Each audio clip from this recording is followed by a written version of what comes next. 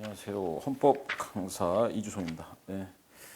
자, 일단 우리 그 법무사 시중에 나와 있는 이제 요약이나 이런 게 많은데 요약은 좀 보기가 그래요.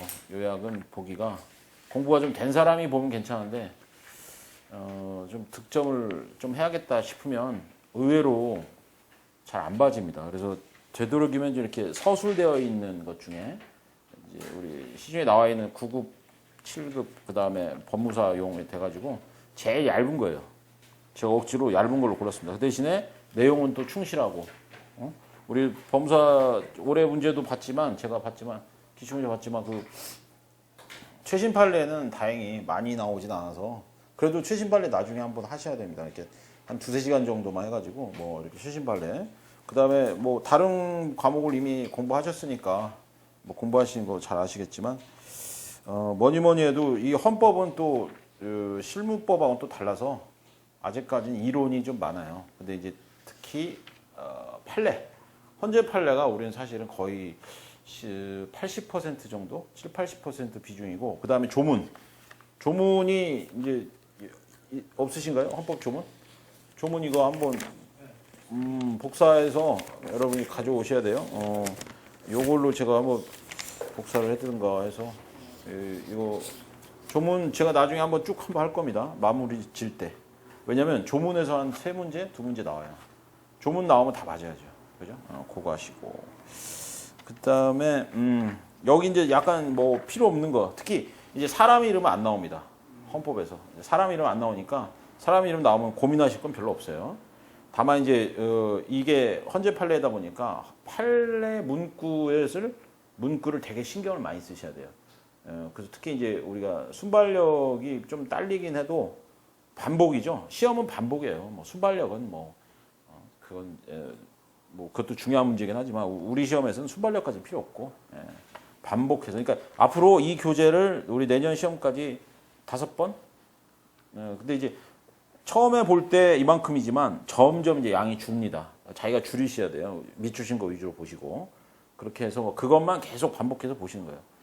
그 다음에 기출문제 있어요. 기출문제 우리 그거 한 3년치? 3년치 지문만 계속 또 돌리면 돼요. 그래서 나중에는 지금은 우리가 기본서 보고, 그 다음에 이제 문제집 보고, 보통 공부 이렇게 하잖아요. 그죠? 문제집 보고, 이제 나중에 문제집하고 기본서에서 서로 이렇게 요약되는 거, 자기가 많이 기출된 거, 기출된 거 위주로 해가지고, 이렇게 해서 이제 우리가 보면 요새 또 점수가 많이 내려갔기 때문에 더 괜찮습니다. 그래서 요렇게 기출문제랑 해서 보면 충분히 점수는 넘을 테니까. 그래도 헌법에서 잘 20개지만 보통 여러분이 지금 저랑 공부하시고 나면 18개 정도는 맞으셔야 돼요. 맞을 수 있습니다. 뭐 저도 기출문제 분석해봤지만 헌법 수준을 치고는 상당히 좀 쉬운 편이에요. 아직은. 내년에 어떻게 될지 모르겠지만 이거를 뭐 갑자기 어렵게 하지는 않겠죠. 그래서 우리가 충분히 마무리 질 수 있으니까. 대신에 이제 앞으로 조금 어려운 건 어디냐면 맨 뒤에 헌법재판소. 헌법재판소가 조금 어렵습니다. 근데 다행히 우리 시험은 헌법재판소에서 그렇게 막 그렇게 뭐 사법시험이나 이런 것처럼 그렇게 내진 않아요. 그러니까 좀 다행입니다. 그래서 한번 보죠. 일단은 오늘 우리가 보통 7번이니까 사실 시간이 타이트합니다. 그래가지고 하루에 한 50페이지 정도씩 나갈 거예요. 그러면은 거의 제가 말씀드리고 뭐 밑줄 치고 말씀드리고 밑줄 치고 이러면은 금방 끝나요. 그러니까 집중력 잃지 마시고 또 밤에 하니까 집중력이 좀 높을 때입니다. 사실은 아침에는 좀 피곤하니까. 그래서 보죠. 자, 헌법은 우리 일단 뭐 저는 이렇게 막 필기 많이 하는 것도 아니고 그냥 우리 주로 책 보시면서 하는 거예요. 그냥. 헌법은 우리 크게 앞으로 이제 우리가 헌법 이러면 헌법은 크게 2가지입니다. 뭐 일단 국가를 통치하는 통치 구조가 있는 게 헌법이에요. 그 다음에 통치 구조에다 뭐 기본권. 요 2개가 있으면 이게 헌법입니다. 이걸 우리가 헌법이라고 그래요. 헌법은 사실 법 체계 중에 제일 꼭대기에 있죠. 그죠? 이게 헌법이고 이게 나머지 뭐 민법, 형법 뭐 이런 애들 형사소송법, 민사소송법 막 이런 것들이고 그 다음에 이제 장관들이 얘기하는 명령 그죠? 명령, 규칙. 그 다음에 지방자치단체가 만드는 무슨 조례. 그 다음에 지방자치단체 장이 만드는 또 그런 것도 규칙이라고 불러요.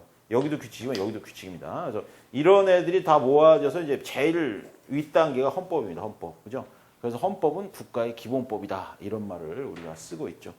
그래서 여기 이게 되게 중요한 내용이에요. 그래서 거기 관련된 건데 다행히 이제 이 부분은 옛날에 되게 중요했는데 헌재 판례가 여기 굳이 얘기가 없어요. 왜냐하면 너무 당연하니까. 그래서 헌재 판례가 안 나오는 바람에 여기서는 그냥 우리가 이렇게 툭툭 치고 넘어가는 것만 하겠습니다. 자, 먼저 헌법의 개념에서 1번이 제가 방금 말씀드린 거 그것만 보시면 돼요. 국가의 통치 조직과 기본권. 그죠? 통치 조직과 기본권. 이 두 개만 있으면 헌법이다. 그 다음에 4번 같이 뭐 슈멘트 이런 사람 이제 볼 필요 없고요. 거기 체크 포인트가 이게 이제 시험에 많이 나왔던 건데요. 체크 포인트가 보시면 기본권 규정은 자, 만약에 헌법에 이렇게 두 개인데 이 중에서도 하나를 고르라. 이렇게 주어질 때가 있습니다. 그러면 이거를 지울 수가 있어요. 세상에.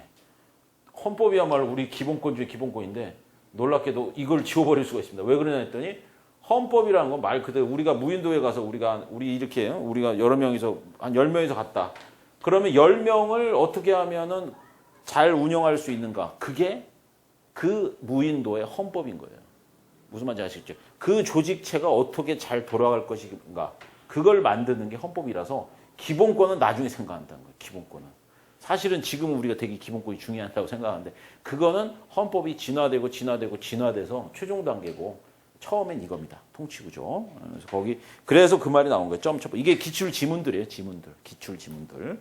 기본권 규정은 헌법의 필수적 구성 요소는 아니다. OX 이렇게 나오면 O라는 얘기죠. 그죠? 예.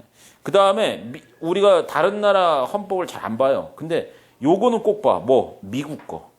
미국 것이 미국 애들이 1787년에 연방 헌법을 만들었습니다. 근데 걔네들이 독립한 게 1774년인가 독립했잖아요. 그죠? 독립하고서 얼마 안 돼서 이제 헌법을 만들었는데 바보들이 기본권을 안 만든 거예요. 여기서도 보시다시피 이게 헌법이란 건 통치 구조만 있으면 되는 거야. 여기서도 알 수 있겠죠. 그래서 1787년에는 미국 법은 기본권이 없다라는 게 시험 문제에 너무 많이 나오는 거예요. 다른 나라 건 안 나와. 딱 요것만. 미국 것만. 그러다가 얘네들이 앞불싸 해가지고 4년 뒤에 1791년에 기본권도 넣어야겠다 해서 수정한 게 그래서 이름이 수정헌법이에요. 1791년. 예. 그거 제가 웬만한 다른 나라 거 안 봅니다. 근데 요건 봐야 돼요. 왜냐면 이건 이상하게 기출문제 아직도 나와요. 아직도. 자, 그 다음에 이제 2013년 3월 달에 헌법의 개념에 대해서 우리나라 헌법재판소가 나왔습니다. 그래서 헌법재판소에 법이 나왔는데 이게 유신 때 만든 거예요. 유신 때. 그래서 그 13페이지 맨 위에 보시면 유선이라고 돼 있죠. 잘못 나왔습니다. 유신입니다. 유신. 유신헌법 53조에서 그 결론만 보시면 긴급조치, 여러분 뭐 긴급조치 옛날에 받아보셨죠? 긴급조치가 1호, 2호, 9호가 전부 위헌 나왔어요. 이제서야. 그래서 1호, 2호, 9호가 전부 위헌 나왔습니다. 근데 이 위헌을 얘기하면서 너무 헌법적인 말을 좋은 말들을 많이 한 거예요. 그게 왼쪽에 있습니다. 그게 왼쪽에. 그래서 사실 이거는 우리가 헌법재판소를 보고 나서 해야 되는데 미리 좀 보는 거예요. 미리. 그래서 원래 우리 헌법재판소가 하는 일 중에 가장 대표적인 게 위헌 법률 심판이라는 게 있어요. 위헌 법률 심판. 그래서 헌법재판소가 5가지를 합니다. 그래서 이걸 우리가 외울 때 위, 탄, 정, 권, 소. 이거 앞으로 계속 할 거니까 굳이 쓰실 필요 없어요. 헌법재판소가 하는 일이 5개예요. 헌법재판소가 하는 일이. 그래서 앞글자마다 이렇게 외우는데 위, 탄, 정, 권, 소. 위가 뭐냐? 헌법에 위반한 놈들은 그런 법률은 용서하지 않겠다. 그래서 위헌 법률 심판. 그게 위. 그 다음에 탄은 탄핵 심판. 고위직 공무원. 옛날에 노무현 대통령 탄핵 들어갔었죠. 그래서 고위직 공무원 끌어내리는 거. 탄핵 심판. 그 다음에 정당 해산 심판. 이번에 통합진보당 해산됐죠. 정당 해산 심판. 심판 생략하고. 그 다음에 이제 국가기관끼리 붙어요. 그거를 중간에서 중재를 해줍니다. 헌법재판소. 그걸 권한쟁의라고 해요. 권한쟁의. 그 다음에 마지막은 앞에가 붙어요. 헌법 소원. 그래서 여러분들이 너무 억울해. 근데 민사법원을 가져가도 형사법원을 가져가도 해결될 길이 없어. 그러면 헌법재판소에 가서 제발 내 얘기 좀 들어달라 해서 제기하는 게 헌법소원입니다. 헌법소원. 요새 이게 엄청 많아요. 헌법소원이. 그래서 이 5개 중에 만약에 헌법재판소가 일을 제일 많이 하는 게 요 2개입니다. 1번하고 5번.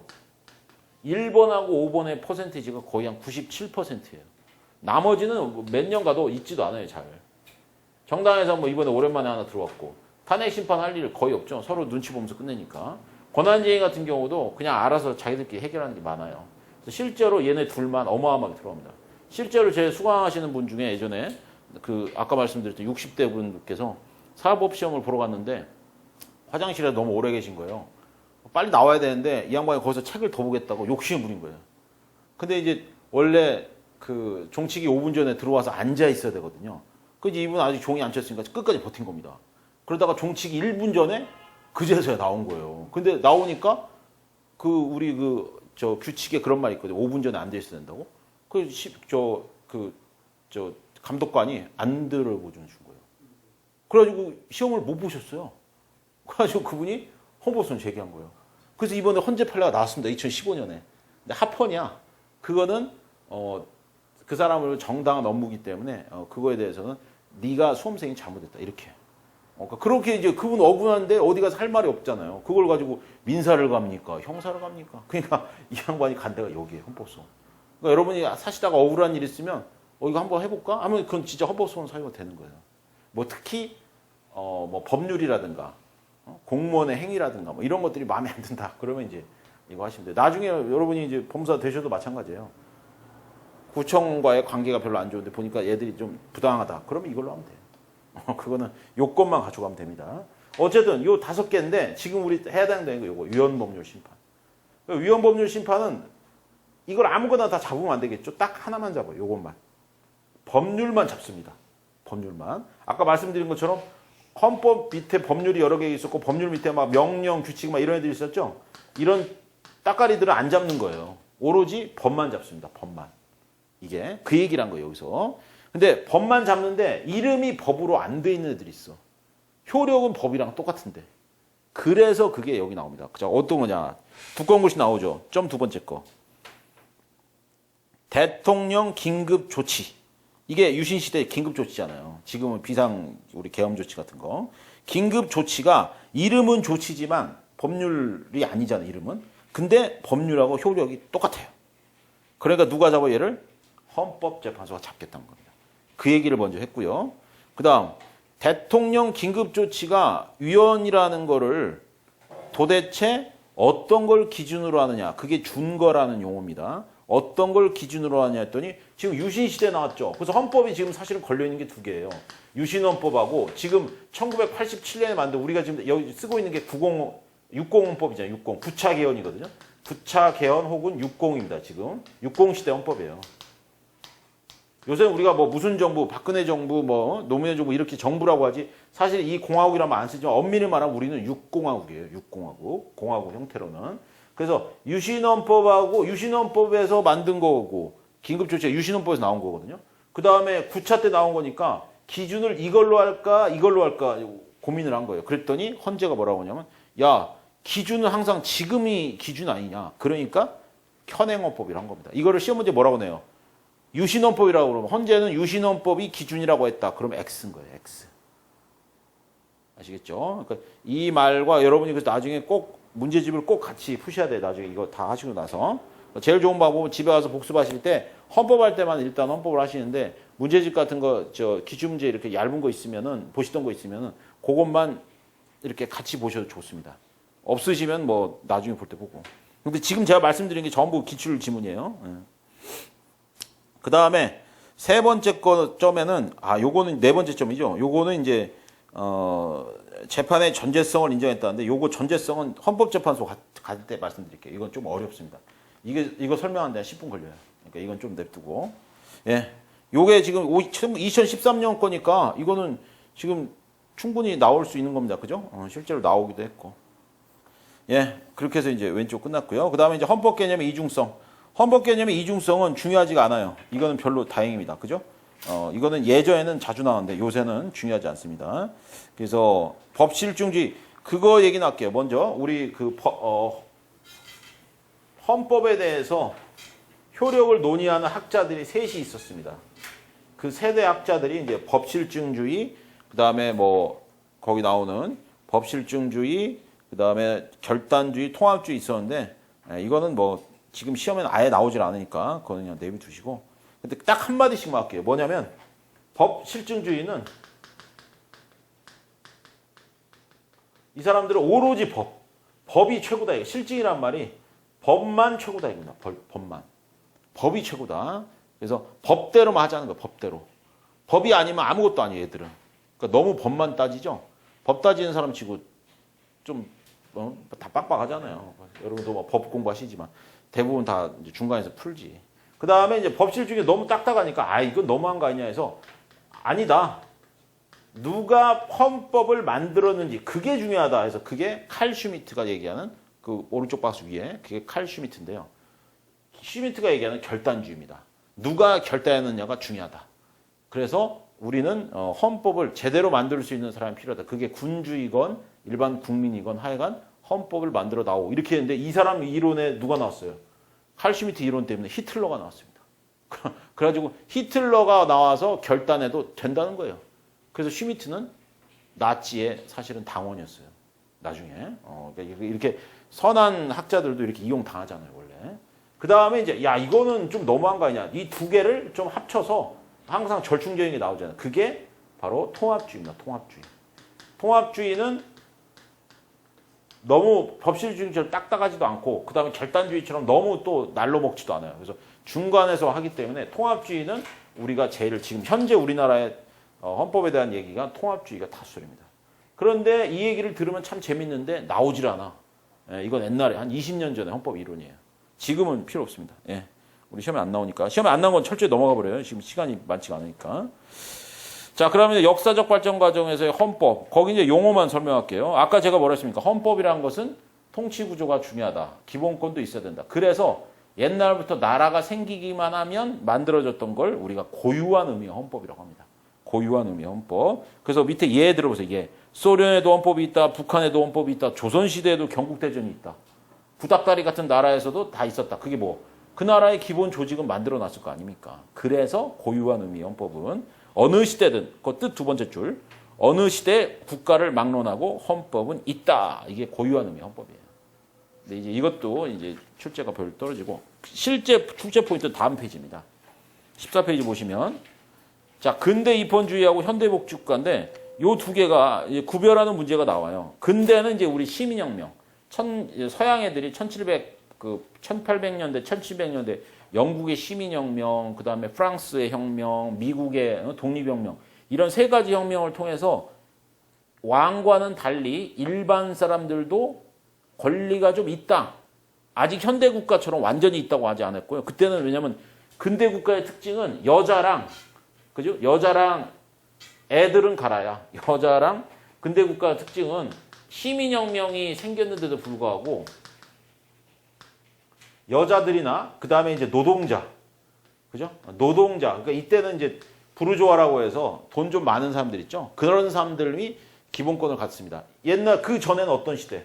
귀족이 있었던 시대고 근대 국가에는 귀족이 없어진 대신에 귀족하고 비슷한 애들이 우리가 뭐라고 그래요? 우리가 부르주아라고 그러죠. 농담으로. 야, 너 부르주아구나. 이란 말이 뭐예요? 돈 많은 사람들. 사업을 해서 돈 많은 사람들만 선거권 같은 게 있고 여성이나 노동자들은 선거권이 없는 거예요. 여자들한테 선거권이 제일 처음 주어진 게 언제냐면 제가 옛날에 그래도 깜짝 놀랐는데 영국에서 1928년에 여자한테 처음으로 선거권을 줬다는 거예요. 여자한테. 그러니까 굉장히 늦죠, 사실은. 뭐 어떤 사람은 빨랐다 이런 얘기도 하는데 우리나라는 뭐 이때는 물론 당연히 꿈도 안 꿨지만 그래서 여자한테 든 게 그렇게 늦어요. 그러니까 시민혁명이 일어났다고 해서 막 좋긴 좋은데 그렇다고 모든 사람이 좋아했던 건 아니죠. 그래서 근대 국가하고 그다음에 이제 현대 국가는 언제냐? 현대 국가는 1947년인가에 컴퓨터가 발명됐습니다. 그래서 컴퓨터가 발명된 이유를 우리가 현대 국가라고 그래요. 그리고 왜 현대 국가란 말을 하느냐? 1945년 2차 세계대전이 끝나면서 이때 당시 1차 세계대전, 2차 세계대전 합쳐서 전 세계 이때 인구가 22억이었는데 22분의 1, 즉 1억 명이 죽었습니다. 어마어마하게 준 거예요. 그래서 사람들에 대한 인권을 강조하기 시작한 게 현대예요. 그래서 우리가 현대란 말을 쓴 겁니다.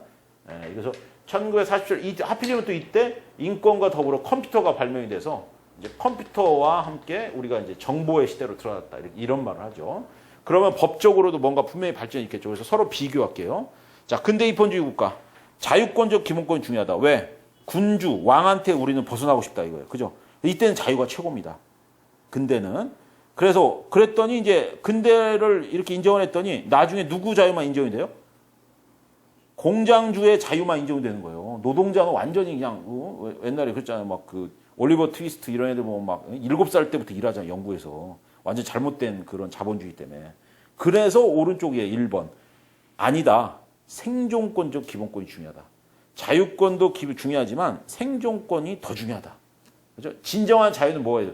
돈이 있어야 진정한 자유가 있죠. 그죠? 그 얘기를 하기 시작하면서 생존권적 기본권이 포장이고 1, 2번이 같은 내용이에요. 실질적 평등.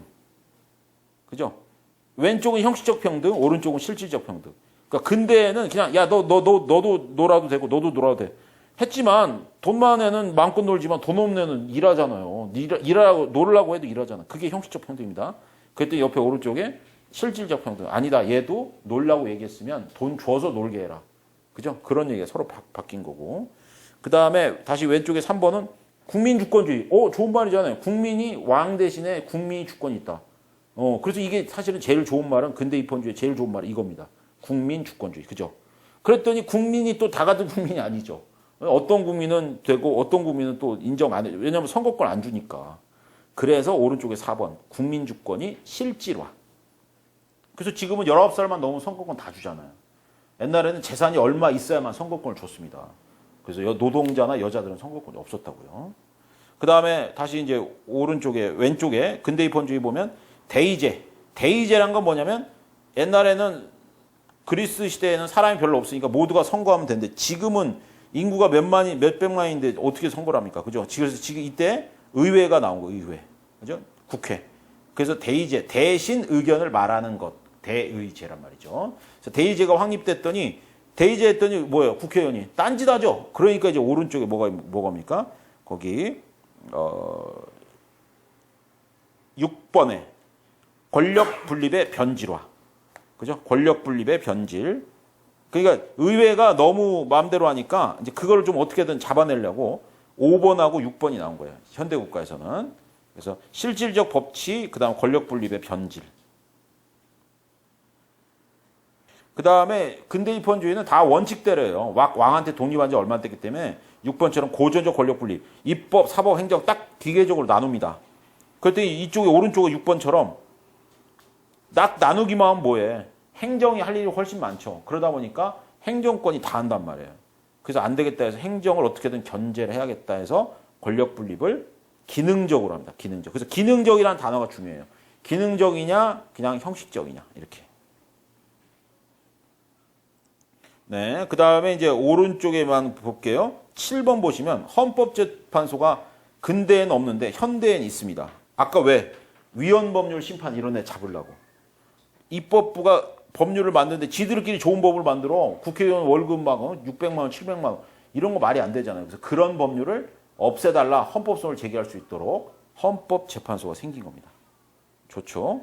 그 다음에 이제 왼쪽엔 자본주의지만 자본주의 했더니 뭐예요? 역시 돈 많은 사람들이 점점 횡포를 부리니까 오른쪽처럼 9번처럼 수정자본주의. 복지를 생각하는 자본주의가 생겼단 말이죠. 그래서 가난한 사람들 70이 넘었는데 뭐 혼자 사는 독거노인 요새 많잖아요. 그런 사람들한테 국가에서 30만 원 주라 이거죠. 물론 이제 요새 노숙자도 40만 원씩 주는 바람에 맨 술 먹고 이러지만 그것만 아니면 괜찮은데. 그 다음에 뭐 환경권이라든가 맨 마지막에는 국가평화주의가 아니라 국제평화주의입니다. 고치세요. 이제 전쟁 끝났다. 전쟁 그만하자 이거죠. 국제평화주의. 그래서 현대복지국가에서 시험에 제일 많이 나온 게 거기 3번, 1번, 3번, 그러니까 체크해 주세요. 1번, 3번, 7번, 그리고 12번입니다. 그러니까 현대국가 특징 뭔지 아시겠죠? 그래서 딱 물어봤을 때 그게 근대인지 현대인지 입에서 나와야 돼요. 그죠? 딱 물어봤을 때. 법치주의, 그냥 일반적으로 법치주의 얘기하면 그건 형식적 법치주의입니다. 근데 법치주의가 내용도 중요하다. 그러면 현대국가. 실질적 법치주의니까. 그래서 원래 형식적 법치가 나쁜 거 아니잖아요. 왜냐하면 옛날에 왕이 지 마음대로 했단 말이죠. 그걸 왕이 지 마음대로 하니까 왕아 너도 법률을 따라라 해서 법을 따르라 해서 그게 법치주의예요. 그랬더니 법치주의 만들어놨더니 누가 이걸 악용해? 아까 그 히틀러가 무슨 법으로만 끝나면 다 되는 법을 만들어 놓고 내용은 엉망이에요. 그러니까 일반인들이 보기엔 저거 뭐야 이렇게 된 거죠. 그래서 내용도 정당해야겠다 해서 앞에다 실질이란 말을 붙인 겁니다.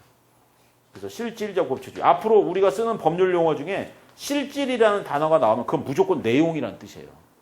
다른 법에도 다 마찬가지일 겁니다. 우리 나중에 뭐 2차 하실 때 민사소송이나 이런 데도 실질적이라는 내용이 나오면 다 대부분 내용이라는 뜻이에요. 내용. 됐고요. 예, 그래서 밑에는 이제 존재 형식은 이제 이거죠. 어떤 나라는 헌법을 법으로 만들어놨습니다. 우리나라 같은 경우가 그렇잖아요. 이렇게 헌법전이 있죠, 그죠? 근데 영국은 이렇게 헌법이라는 법이 없어요. 그래서 걔네들은 그러면 저 물어보세요. 걔네들은 그럼 헌법이 없습니까? 그때 물어볼 때 잘 물어봐야 되는 거예요. 헌법전이 있습니까? 라고 물어보면 헌법전은 없다. 하지만 헌법은 있습니다. 말이 이상하죠? 다시요. 헌법이 두 가지 뜻으로 사용되는데 헌법은 두 가지가 있어요. 법으로 만들어 놓은 성문헌법, 그걸 성문이라고 하고요. 그 다음에 불문헌법이 있습니다. 불문헌법이라는 건 뭐냐면 헌법전이 없는 거예요. 헌법전이 없는데 그러면은 기본권이나 통치구조를 누가 만들어? 그죠? 그거 있어야 될 거 아닙니까? 아까 우리 고유한 의미 헌법은 누구나 있다고 그랬잖아요. 그런데 영국 애들은 그걸 어디다 만들었냐 했더니 법률에다가 법률인데 내용이 헌법이야. 내용이 헌법이란 얘기 뭐예요? 내용이 통치구조를 법률로 만들었다는 겁니다. 통치구조나 기본권이 얘들은 다 이름이 법률로 되어 있는 거예요. 미국도 마찬가지죠. 미국도 물론 헌법이라고 있죠. 걔들 사실 웬만한 법은 다 끝이 어떻게 되냐면 액트라고 되어 있어요. 액트. 액트가 무슨 뜻이냐면 무슨 법이란 뜻이거든요. 얘들은 무조건 어떤 내용 관련되면 전부 다 그냥 법으로 만든 거예요. 법으로. 그래서 영국도 헌법이 있다 이럴 때는 불문헌법입니다. 영국은 헌법이 없다 그러면 성문헌법을 말하는 거고. 아시겠죠? 성문과 불문의 차이점. 그건 요새 시험 안 나와요. 요거는. 그냥 알아만 두시고요. 그래서 왼쪽 형식적 의미하고 실질적 의미 둘 다 양가로 동그라미 3번에 왼쪽 3번에 영국의 헌법이 없다. 이 말은 형식적 의미 헌법이 없다는 거고. 다시 오른쪽에 영국의 헌법이 있다. 이 말은 실질적 의미 헌법. 자, 실질이 뭐라고요? 내용. 그죠? 통치 구조와 기본권을 가지는 내용을 가지기만 하면 된다는 거. 그러면 헌법이라는 겁니다. 그래서 우리가 이런 여기는 지금 없죠. 여기서 예전에 많이 나왔던 게 스위스에 가면은 스위스 헌법이 있는데요. 물어볼게요. 이게 스위스 헌법전인데 스위스 헌법전에 어떤 내용이냐면 도살조항이라는 게 있습니다. 도살조항. 도살조항이 뭐냐 했더니 동물을 도살하지 말라는 거예요. 이거는 헌법입니까? 아닙니까? 제 질문이 애매한 거예요, 사실은. 자, 형식적 헌법입니까? 도살조항은 형식적 헌법입니까? 물어보면. 얘들은 지금 헌법전이 있어요. 헌법에 이 내용이 있다고요. 자, 형식적 의미 헌법입니까? 그렇죠. 왜냐면 헌법에 이게 있으니까. 그러니까 형식적 의미 헌법. 그러면 실질적 의미의 헌법입니까? 그럼 아니라는 거죠. 왜? 통치구조도 아니고 기본권도 아니잖아요. 그죠? 그러니까 시험 문제가 나오면 그렇게 구분하시는 거예요. 형식, 실질. 끝. 여기는 끝. 예. 그 다음에 이제 2절입니다. 2절. 2절 들어가면 벌써. 2절은 간단하게 이거는 딱 그 판례 하나입니다. 밑에 우리나라 2004년에 우리나라에서 서울을 옮기려고 그랬죠. 그 판례예요. 근데 이 판례가 굉장히 중요한 판례입니다. 그래서 그 판례 한번 볼게요. 그것만 보고 우리 잠깐 쉬죠. 벌써 시간이 이렇게 훅 지나갔네. 자, 신행정수도 그때는 신행정수도라고 했습니다. 지금 우리 저 행복도시 있었잖아요. 근데 지금 행복도시는 이제 과천에 있는 그걸 막 옮기는 건데 사실은 그거 전에 아예 서울을 국회라든 이런 걸 다 옮기려고 그랬어요. 그게 이제 신행정수도 건설이었는데 서울 시민들이 다 반대했죠. 왜냐하면 집값이 다 떨어진다 이거죠. 근데 이제 그때 했던 말이 뭐냐? 헌재가 한 말이 중요합니다. 우리나라에도 우리 관습법이 민법 공부하시니까 아시죠? 성문의 법이 있고 항상 법전이 이렇게 만들어 있단 말이에요. 근데 그 지역에서만 쓰는 게 있습니다. 그죠? 그런 걸 우리가 관습이라고 하잖아요. 어떤 데 가면 걔네들 옷을 안 입어. 그럼 그게 관습이에요. 근데 그게 관습이 인정되려면 뭐가 필요합니까? 관습에서 법으로 가려면 무슨 이렇게 법적 확신이 있어야 된대요. 근데 이 법적 확신 누가 인정하냐면 사실은 법원이 인정해 줍니다. 법원이. 그래서 법원의 얘기를 들어야 이게 관습법이 돼요. 그럼 관습법이 되면 어떻게 되냐면 성문법 못지않은 효력을 가집니다. 그게 지금까지 우리가 알고 있는 내용이었는데요. 헌법도 관습원법이 있다는 거예요. 우리나라에. 이건 처음 나온 겁니다. 이때는 그전에는 관습원법 생각도 못했어요. 우리 그냥 헌법전만 있으면 그것만 했거든요. 그때 우리 뭐라고 그래요? 있다 이거 있다. 두 번째 줄. 1번의 두 번째 줄. 형식적 헌법조에는 기재되지 않은 내용이라도 불문헌법, 아까 배우셨던 불문헌법 내지 관습원법으로 인정할 소지가 있다는 겁니다. 그래서 우리나라 헌법상 관습원법이 인정된다. OX 그러면 O 됐죠? 그러면 관습원법은 어디서 나왔냐? 1조 2항에 나왔다는 거예요. 1조 2항. 1조 2항에 대한민국은 1조 2항 제가 읽어볼게요. 대한민국의 주권은 국민에게 있고 모든 권력은 국민으로부터 나온다. 여기 국민주권, 이걸 국민주권주의라고 하는데 국민주권주의에서 나왔다 이겁니다. 그래서 2번 별로 안 중요하고요. 3번은 넘어가세요. 관습원법이 성립되려면 요건이 필요하다는 거예요. 그 요건 여기 필요 없습니다. 넘겨보세요. 자, 거기 4개 5개 나오죠. 이거는 민법 똑같으니까 민법에서 공부하신 거 그대로예요. 관행이 있어야 된다. 관행은 계속돼야 된다. 관행은 늘 있었어야 된다. 관행이 명료해야 된다. 그리고 마지막 5번 체크. 국민적 합의가 있어야 된다. 대한민국 수도가 서울이라는 국민적 합의가 있냐 이 말입니다.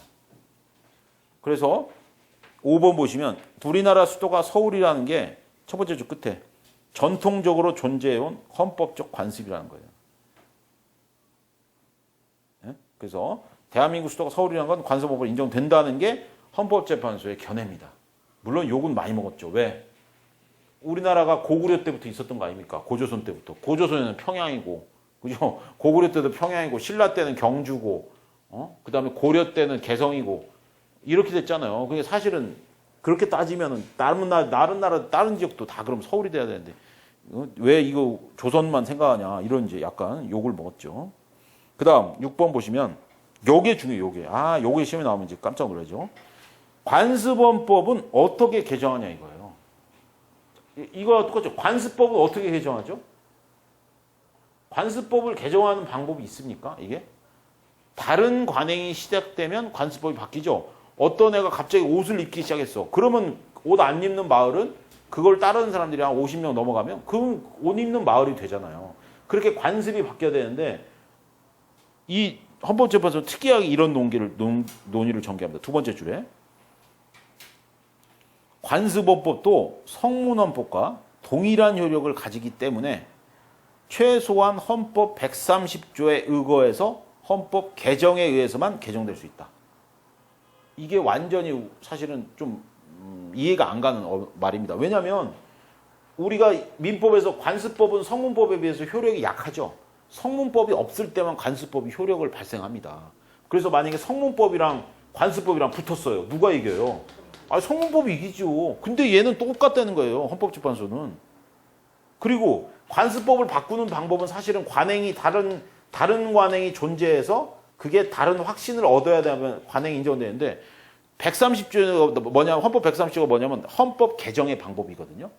좀 이따 공부하실 거지만 헌법 개정의 방법 국회의원이나 대통령이 제안해서 공고하고 그다음에 국회가 의결하고 국민투표에 의해서 이게 이제 헌법 개정되는 방법인데 관습원법도 그렇게 바꿀 수밖에 없다는 거예요.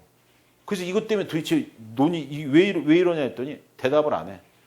그래서 어쩔 수 없이 우리는 외울 수밖에 없습니다. 수험생은 이게 좀 열받죠. 그래서 개정에 의해서만 시험 문제 이렇게 나옵니다.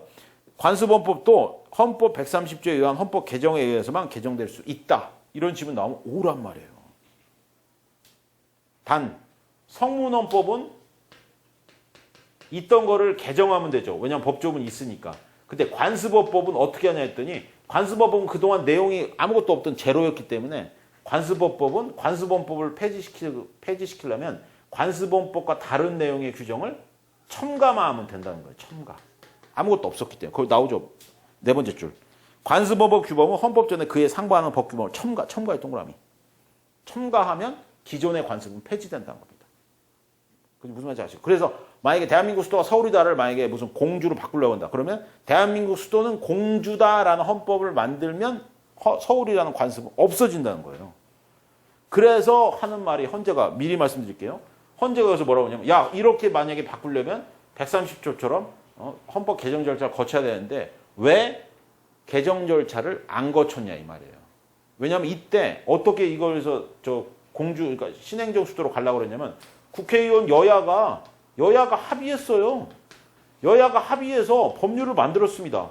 우리나라에서 여야가 합의해서 법률 만들어서 여야 국회에서 통과하면 끝나잖아요, 원래. 그렇게 했는데 헌재가 이걸 가지고 완전히 부정해버린 거예요. 헌재가. 너네들 위헌이라 이겁니다. 가지고 뜻밖의 입법부한테 오히려 쐐기를 박았죠. 이건 사실은 너무 지나친 헌법재판소의 월권 아니냐 이런 이제 욕을 바가지로 먹었죠. 자, 그 다음 이제 또 시험 문제 나오고 있습니다. 두 번째 단락 첫 번째 줄. 관습헌법은 이렇게 돼서 폐지되는 거 말고 또 하나 폐지되는 방법이 있다는 거예요. 아까 제가 일반적 성립요건 5번에서 체크라는 거 있었죠. 국민적 합의. 네, 국민적 합의가 상실되면 또 날아간다는 겁니다. 그래서 대한민국 사람들 10명한테 물어봐서 대한민국 수도가 서울입니까? 이제 아닌데요. 이러면 없어진다는 거예요. 그거 어떻게 알아 그거를. 그죠? 그래서 멋진 말이 하나 나옵니다. 관습헌법의 요건들은 성립의 요건일 뿐만 아니라 효력 유지의 요건이다. 그러니까 성립할 때도 필요하고 효력할 때도 살아있어야 된다는 얘기예요. 즉 합의가 계속 있어야 된다는 얘기죠. 그 말을 이렇게 어렵게 한 거예요. 성립 요건의 뿐만 아니라 효력 유지 요건이다. 7번은 굵은 글씨만 볼게요. 대한민국 수도가 서울인지 관습법을 폐지하려면 어떻게 해요? 헌법 개정이 필요하냐? 필요하답니다. 적극이란 말은 오란 얘기고 필요하다는 얘기입니다. 그랬더니 최종적으로 이 법률은 어떤 기본권이 침해됐기 때문에 위헌을 때렸을까? 이렇게 물어본다면 국민 투표권입니다. 왜냐하면 헌법, 좀 이따 배우겠지만 헌법 개정 절차가 어떻게 되냐면 제안을 해요. 제안을 하는 건 두 사람밖에 없습니다. 대통령 아니면 국회의원. 그래서 국회에서 제안을 하면 이것이 국회를 통과해야 돼요. 국회에서 합의 보고 국회에서 끝난 다음에 어디로 가냐면 국민 투표를 거쳐야 돼요. 우리나라에서 헌법 개정은 무조건 이 국회에서 의결하고 국민 투표하는 이 두 가지가 꼭 있어야 됩니다. 아직 한 번도 없었죠, 지금까지는. 근데 지금 이 법은 뭐예요? 여기만 갔죠, 여기만. 이걸 안 했다는 거예요. 그래서 국민투표권 침해입니다. 국민투표권 침해. 기본권 침해 뭐다? 이렇게 물어보면 국민투표권이에요. 앞에서 막 우리가 관습헌법 얘기 막 이런 게 전부 이거를 얘기하려고 한 얘기입니다. 결론이 이겁니다. 여기가 사실 앞에서 하는 것 중에 제일 중요해요. 이건 아주 여기서 나올 수 있는 문제가 한 3-4문제 됩니다. 됐죠? 네, 잠깐 우리 쉬었다가 이제 헌법의 특성이나 여기는 이제 쉬운 것들은 제가 이렇게 지금 축축 치고 하고 판례 위주로 제가 갈게요. 판례 위주, 지문 위주로 제가 갖겠습니다. 잠깐만 쉬었다 할게요.